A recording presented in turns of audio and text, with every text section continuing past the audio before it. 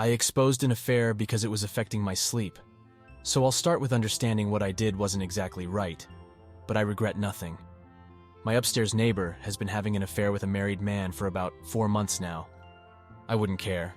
But because it's an affair, he comes over at odd hours of the night and they have sex very loudly. I can hear a lot. And it wakes me up and prevents me from sleeping. How do I know it's an affair? He's never spent the night, and his car has baby car seats in there. I've had issues with my upstairs neighbor prior to this. She would throw parties on Monday nights, and she gets home at 2 a.m. from work pacing her condo and having loud phone conversations. She's 40 years old throwing parties with 20-year-olds and having affairs and living like a teenager. I tried to talk to her like a normal person about my concerns, but she doesn't care, and I've had to get the association involved to stop the parties. I hate her, so I decided to learn some more about this mystery man.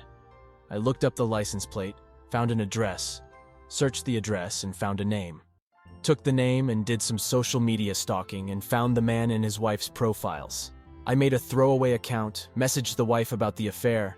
I haven't seen him now for a few weeks and I'm sleeping really nicely. For people asking, how did you find the address? Website called InfoTracer. My roomie didn't know I spoke Spanish and tried to talk behind my back. For context, I'm Afro-Latina, but most people just assume I'm African-American and don't speak Spanish.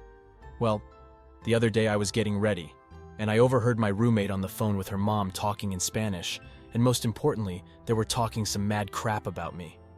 More context. I have a long-term boyfriend, and more often than not I spend the night at his house, but I think it's super important to keep my own place as well for my own independence. But I guess to her she assumed I am a streetwalker and stay with a different man every night. Her words. So what do? I burst out into the living room and say, "Wow, I didn't know you spoke Spanish too!"